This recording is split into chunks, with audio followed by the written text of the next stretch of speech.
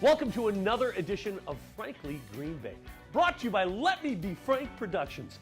Get your laugh on with Franks. Today, I got one of the guys that I want you to meet, one of my good friends. We've crossed paths many times. He's the former leader of the Dwaynes. Ladies and gentlemen, Bob Kispert.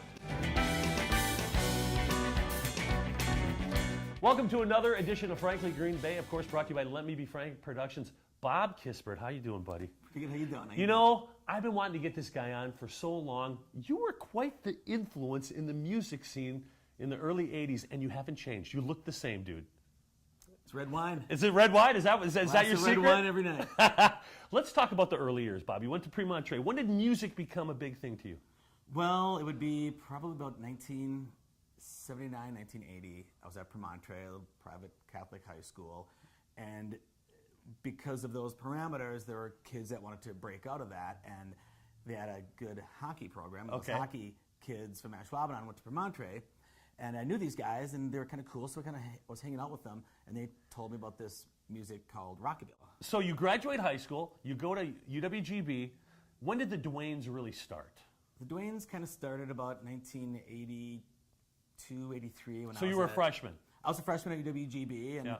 you know, I was always kind of migrated towards the art punk music crowd, and there's some artists there that knew some people, and they played a lot of instruments. So like, well, that's really intriguing, and so I kind of went towards that crowd, and then they turned me on to a guy named Eric Pelton. He was the leader in the band, and he kind of, saw the talent that I had and wanted me to be his front man, and I was like, okay, let's do it. I think of your music scene, and when you were doing this as really smart music. Do you think that way sometimes? Because the way you portrayed yourself, and when you were, it was a show. It wasn't you. It was this character, right? Absolutely. Yeah. The minute you set foot on stage, I'm kind of shy. You think. are. You Yeah. know, I'm You- not really yeah. an extrovert. Just ask my wife. I'm the most introverted extrovert, she says. But I don't know where I got that ability. But once I'm on stage, I kind of embrace the crowd. You got this band going.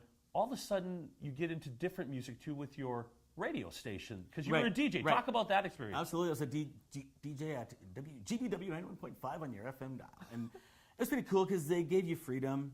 And so I would do whatever I felt like it. I used to do, I called it the Unorthodox Radio Show. And I would do all feminist music one night, all big band the next show. And then local guys that have local musicians play. And we'd sit in the studio and get drunk and play all this stuff. At school? But you did have one killer that everybody talks about, one killer song, and I'd like to talk about the Tequila song.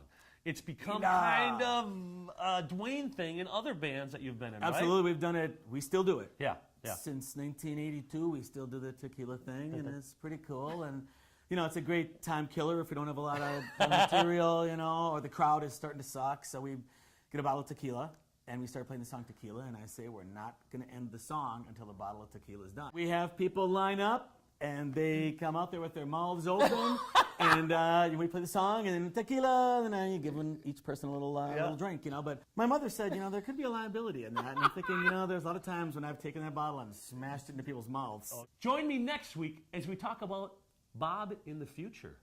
See you next week.